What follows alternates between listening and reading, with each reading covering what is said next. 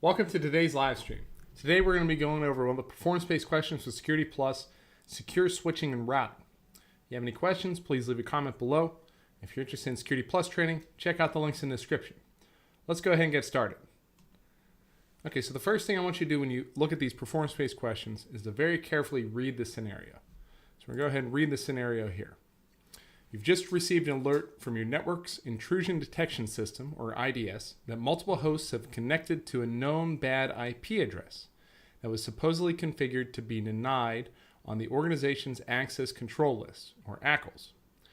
After researching the network traffic, you and your team of security analysts diagram the traffic flow to see if any data, which could include malware, made it back to the host from the malicious web server. For steps 2 and 3, the IP addresses can be placed in any order. Okay, so it's giving a scenario. It's telling us that we may have had some connections to a bad host or a malicious host, and that we need to examine the network traffic and the network flow. Let's see what the instructions say. Use the drop-down selectors to select the correct IP socket configuration for each communication or device.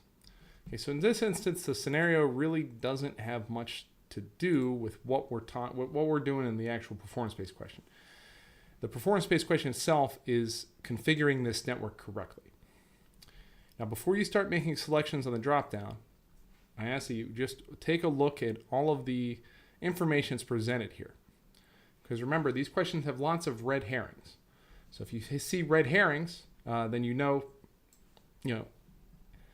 it's going to try and throw you off. So by looking at the drop-down menu before you understand the scenario, you may be leading yourself into a direction that the question is designed to trip you up on. So let's go ahead and just take a look.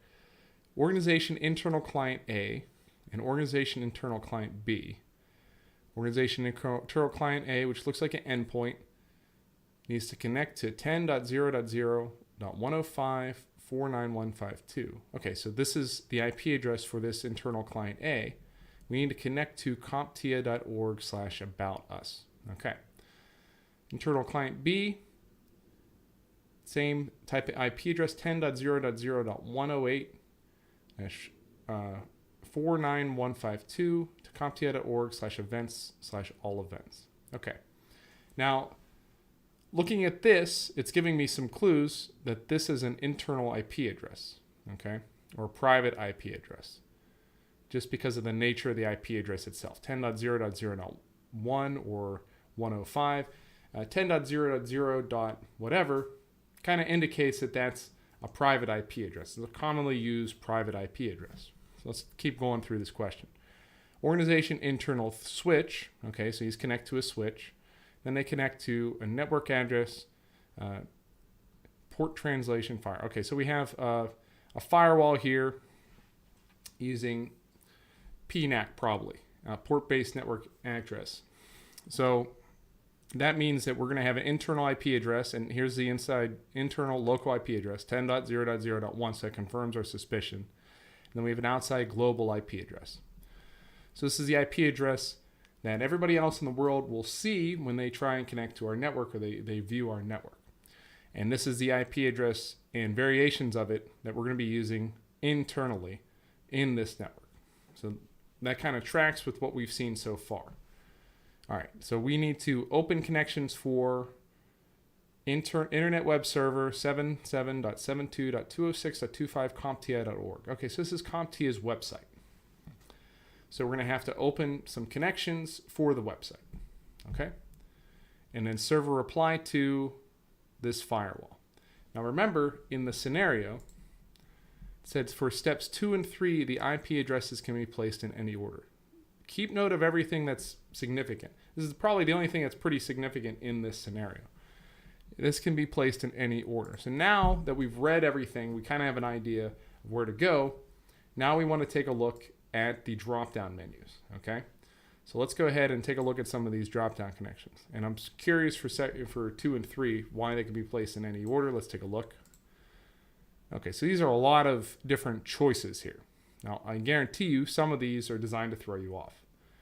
All right, so we're opening up connections for this website. Okay. All right. And then 3. Okay, these have the same drop downs. Now these drop downs probably are the same. Yeah, these are the same for every single one. Okay, so let's try and puzzle this out here. Okay. So what information are we given within the scenario? First off, we're given the IP address for the client A and client B. Okay. So since we're given that, we should be able to answer this, the first part here. So this internal client A, make that drop-down selection. We want to make a selection for what client A is. Well, client A is 10.0.0.105. This is a port number, okay? So we have 10.0.0.105, so we're just going to pick 105 here. Now for client B, okay, we can go ahead, let's take a look. Client B should be 108. Yeah, 10.0.0.108. Okay, so let's go ahead and make those selections. So we have those two that the question has already given the answer to us for. Okay, now we need to connect these to CompTIA.org. Now, this is where I think a lot of people get tripped up, because some people might want to connect to the firewall, and I guarantee, yeah, that's a selection. That's a possible choice there. Now, we're not connecting to the firewall. The host, the endpoints here, this looks like a tablet, like a Surface or something. This is a desktop. These are going to be connecting to the website. When you're sitting at your computer and you open up a browser, you navigate to a website, you're connecting to that website's IP address. You're not connecting to your firewall. I mean, your connection is going to go through that firewall, but you're not establishing a connection directly to the firewall first. So what we need to do is we need to select the IP address for the website. Okay. Now let's see what we have there. And we have that as an option. We have two options here. 77.72.206.25, 80 or 443. Now if it's port 80, we know port 80 is HTTP. And we know that port 443 is HTTPS. So you need to understand your port numbers to make this work. Now does it say HTTPS anywhere here? Let's take a look. I don't think so. But at the same time, we know that CompTIA is going to be establishing HTTPS connections. They're going to have a TLS connection established on their website. Because first off, if you're using this Learn Lab environment, you're going to be establishing a HTTPS connection to that Learn Lab environment. So you should assume that CompTIA is using that. And because CompTIA is a security training company, you can also make that assumption. Most websites are going to be secure. So even though it doesn't say that directly, let's go ahead and make that assumption. In this case, we have to make an assumption. So let's make it the assumption, the best guess, that they're using TLS. Okay, so we're going to pick the 443 option. Now this is the correct IP address because it's given to us in the question here. All right, let's move on. So we go through the switch, through firewall. We're opening up connections to firewall open connections 4 and server reply 2. Okay, now this is worded a little oddly. Firewall open connections 4, server reply 2. This means the same thing, okay? So if we're opening up connections, we're opening up connections for our internal hosts. Okay, so we're opening up connections for client A and client B. And the server, the website, is going to be, the web server here from CompTIA is going to be replying directly to the host. It's not going to be replying to the firewall. So this is oddly worded, but it indicates to us that these are going to be the same answer. Now, a lot of people get tripped up on these PBQs because they think that the answer needs to be different. A lot of times with these PBQs, you might be selecting the same thing 6 times or more. And that can really trip some people up. But in this case, I can tell you, this is going to have to be the same thing for both of these. Now, if in the scenario it says that the IP address can be placed in any order, we're going to have to select the internal IP address. Now, the firewall has a global IP, right, of 216.40.231.9. So we need to incorporate that into this IP address. And we have 2 options for that. Now you see that we have that IP address, and then we have an extension telling us that that this is going to be client A here with the 105, and this would be client B with 108. Okay, because this is basically the firewall is establishing a connection or an open what to the firewall is considered a port. Okay, which would be the 60105, 60108. Now the server is going to be replying to the same things here. So we're going to make the same selection, and it shouldn't matter in which order we do this because it says scenario for steps 2 and 3, the IP addresses can be placed in any order.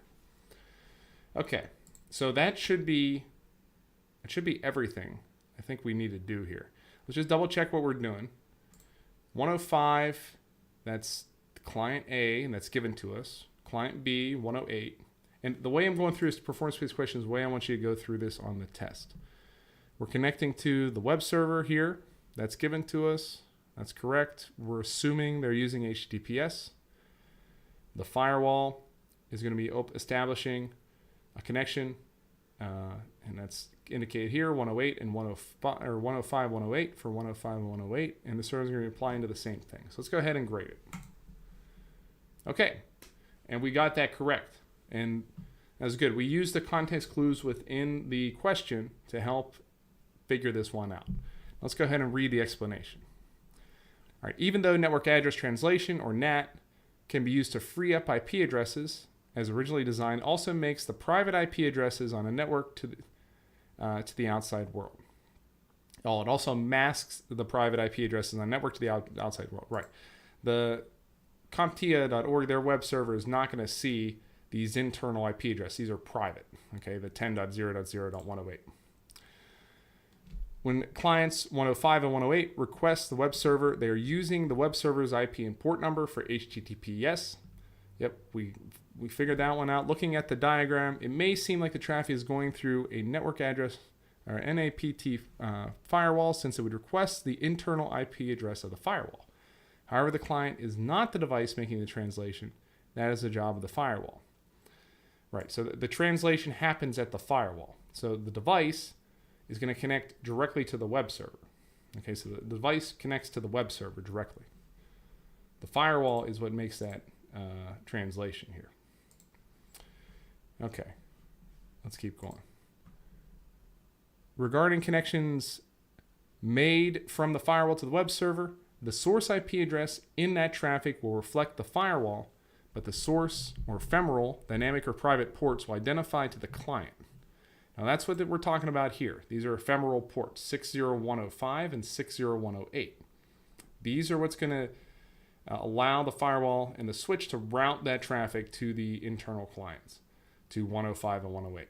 Okay, so these are ephemeral ports that indicate the internal client. All right, but the source ports will identify the client where the traffic is coming from. In this scenario, ephemeral ports 60105 and 60108 identify the clients. That way the traffic returns to the firewall from the red server to the web server, or from the web server, the firewall knows which client the traffic is designed for. Okay, so we used a lot of context clues within the PBQ itself, and that helped us address this question. Again, if you have any questions, let me know. I hope this was helpful. I think this is a pretty tricky question if you don't understand networking, but even if you don't, you can get a portion of this right, I think, just using these internal clues. Assuming HTTPS is a little tricky, but we can assume that because we know CompTIA.org generally uses HTTPS. All right. If you have any questions, let me know. Info@Cyberkraft Training if you have any other questions about cybersecurity.